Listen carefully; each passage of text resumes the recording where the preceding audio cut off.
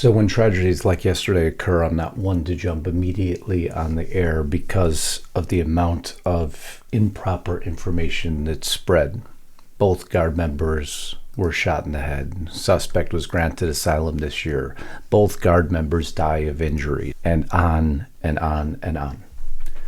So you allow the information to come in until it's at a point where you can provide information that is not emotional, but relevant to the story. But I wish that was it.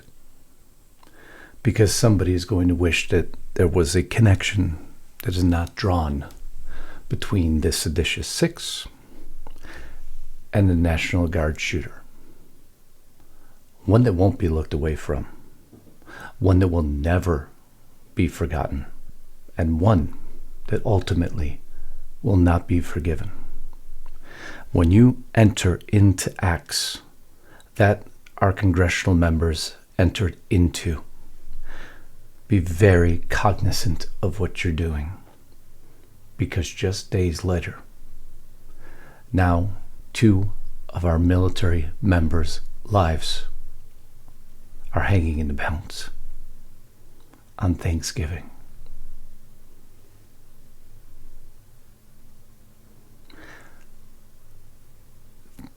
That's just the beginning of this story that I'll bring you in just a few seconds.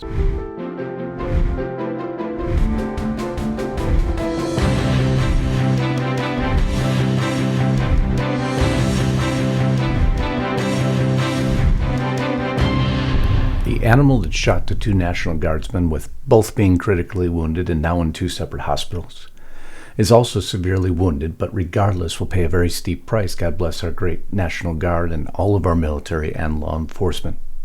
These are truly great people. I, as President of the United States, and everyone associated with the office of presidency, am with you, and we are with those 2 National Guard members and everyone in our military every day, unlike members of our Congress, huh? It's going to be very tough to keep emotions out of this one today. And let me explain to you why it will be very difficult for me to keep emotions out of this today. Look at these videos coming out of places like Chicago. It makes me incredibly nervous that we're about to see people in law enforcement, people in uniform military get nervous, get stressed, shoot at American civilians. It is a very, very stressful situation for these law enforcement and for the communities on the ground. So National Guardsmen are going to start shooting at American civilians out of stress. Elissa Slotkin stated. 4 days later, what happens?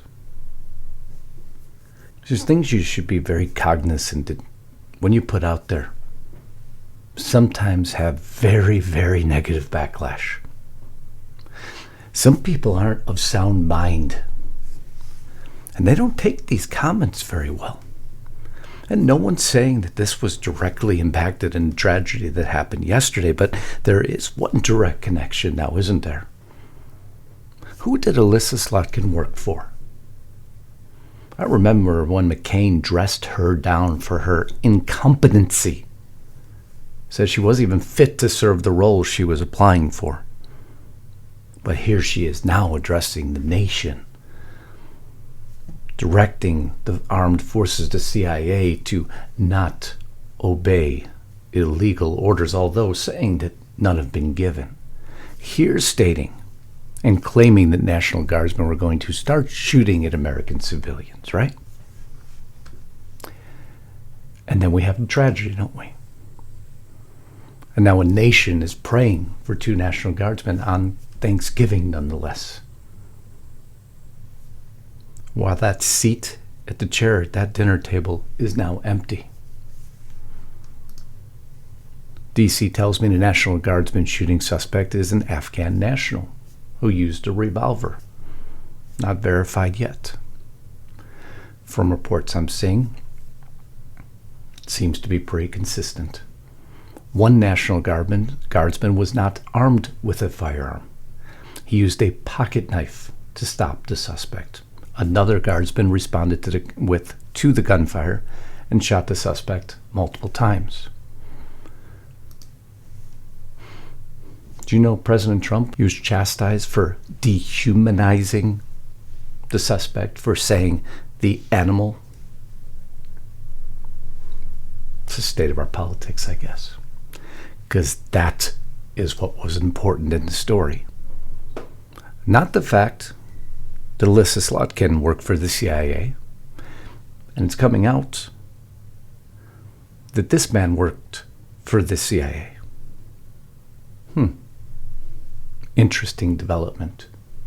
Alleged National Guard shooter worked with U.S. government entities in Afghanistan, including the CIA, according to Ratcliffe. The Afghan national accused of shooting 2 National Guard members, blocks from the White House, worked with various U.S. government entities, including the CIA, as a member of a partner force in Afghanistan. I'm not even going to give him the dignity of saying his name. Entered the United States on the heels of a disastrous withdrawal from Afghanistan in August of 2021 under the Biden administration, arriving in the U.S. a month later under Operation Allies Welcome. Intelligence sources, told Fox News Digital had a prior relationship with various entities in the U.S. government, including the CIA, due to his work with a member of a partner force in Kandahar. In the wake of Biden's disastrous withdrawal from Afghanistan, the Biden administration justified bringing the alleged shooter to the United States in September of 2021 due to his prior work with the U.S. government, including the CIA, who Elissa Slotkin worked for, who just filmed a video saying don't obey illegal orders, who just 4 days ago said that National Guard members who are stressed would be shooting at American civilians. I wonder what the repercussions of that will be. As a member of a partner force in Kandahar, which ended shortly following the chaotic evacuation, the individual and so many others should never have been allowed to come here, Ratcliffe continued. CNN claiming, though, that the Trump administration allowed him asylum. Do you know that? So it's being reported now. In April, the Trump administration gave him asylum. We'll see if that proves to be true or not. Others reporting that he's here illegally because it expired back in September. We'll see which proves to be true. Again, that news still developing. The individual and so many others should never have been allowed to come here, Ratcliffe continued. Our citizen service members deserve far better than to endure the ongoing fallout from the Biden administration's catastrophic failures. Taking a breath here. Let's listen to our Commander-in-Chief. We're not going to put up with these kind of assaults on law and order by people who shouldn't even be in our country. We must now re-examine every single alien who has entered our country from Afghanistan under Biden, and we must take all necessary measures to ensure the removal of any alien from any country who does not belong here or add benefit to our country. If they can't love our country, we don't want them. Statement I couldn't agree with more. The effort will be monstrous. You think those folks who are upset about Tom Homan, they're going to have something much larger to soon be upset about, one of the largest efforts in U.S. history. And if you think you're going to stop President Trump right now, if you think you're going to stop we the people right now, good luck with that. Because you ain't going to have a very good Thanksgiving if that's what you believe. But that wasn't all. No, we had something else that needed to be recorded. In a cowardly, dastardly act targeting the best of America, heroes willing to serve in Washington, D.C., serve for people they don't know and they've never met because they love their country and their capital and their community. They were willing to do dangerous things others were not because they love their fellow Americans. Someone decided to turn that into targeting National Guardsmen. That will only stiffen our resolve. We will never back down. We will secure our capital. We will secure our cities. In fact, this happened just steps away from the White House. It will not stand. that will only stiffen our resolve. Nice what true leadership sounds like, huh? Unlike prior leadership, they gave us a promise, didn't they? Reassurances can you make about the screening process and the attempts to make sure that somebody like that doesn't make his or her way here? I can absolutely assure you that no one is coming into the United States of America who has not been through a thorough screening and background check process. So much for that, huh? So much for that. I like how Stephen Miller talks about this. We've never faced a threat like this. 20 million people brought into our country from the most failed societies on earth. Afghanistan, Somalia, Libya, Iraq, brought here. No vetting, no conditions, no rules. Brought here on visas, brought here as refugees, brought here as asylees, brought here as illegals. Brought here in every way imaginable, by plane, train, bus, automobile, by land, by sea. For 4 straight years, they deluged this country. And now more blood is being spilled as a result. I could not even have found a way to state it any better than he just stated it. So effective, immediately processing of all immigration requests related to Afghan nationals is stopped indefinitely pending further review of security and vetting protocols. The protection and safety of our homeland and of the American people remains our singular focus and mission. I can get into the mainstream media responses, but why would I waste my breath?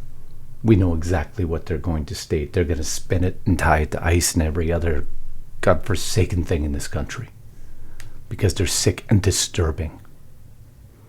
Their focus won't be appropriate. Their focus won't be right. They'll tie it to the efforts of Trump. Orange man bad as always, as we would expect, and they'll never stop. This is so tragic, so unnecessary. These poor guardsmen should never have been deployed, you see? I live in D.C. and have watched as they have virtually done nothing but pick up trash. It was for political show, so it's Trump's fault. Always redirection. Never root cause, ever. This is horrific. I'm thinking of the families of these 2 National Guard members who lost their lives while serving the day before Thanksgiving. Thank you for the first responders who brought a suspect into custody. Really, Mark? That was not met very kindly, was it? Traitor, you told the country those National Guard troops were betraying the country by listening to the Commander-in-Chief's orders. Apologize and retract, or your words mean nothing. What did you expect to happen? You blew the dog whistle, insinuating our service members were following illegitimate orders, and somebody answered the call. What the hell is wrong with you? You are 100% responsible for this. These videos coming out of places like Chicago, it makes me incredibly nervous that we're about to see people in law enforcement, people in uniform military get nervous, get stressed, shoot at American civilians. It is a very, very stressful situation for these law enforcement and for the communities on the ground. So it was basically a warning to say, like, if you're asked to do something, particularly against American citizens. What a class act.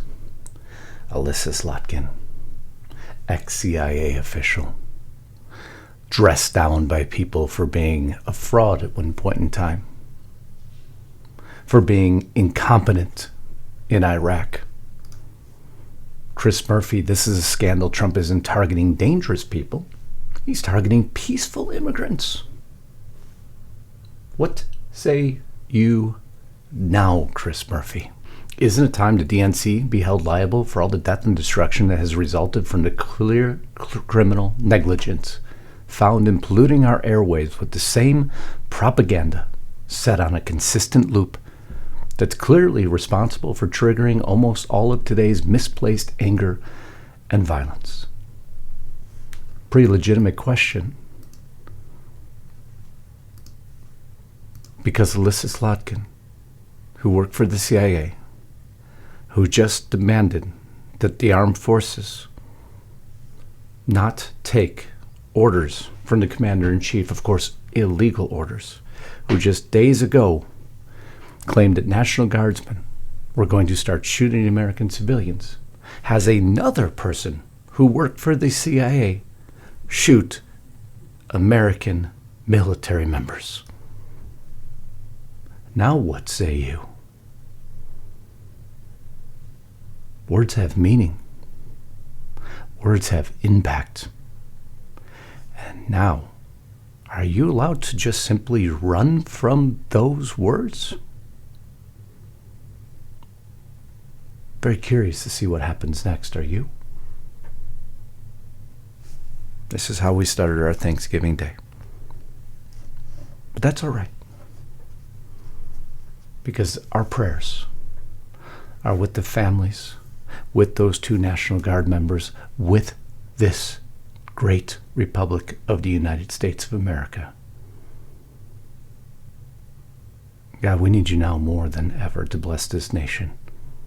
Because what is being said and what is being spoken is not okay. It's not right. It's not just. And it is not supporting the building of the great Republic of the United States of America. It is for the tearing down of the great Republic of the United States of America. And now, 2 lives are in critical condition because of it. I wish you all a very happy Thanksgiving. Until next time, Godspeed and God bless. Justice Knight, signing out.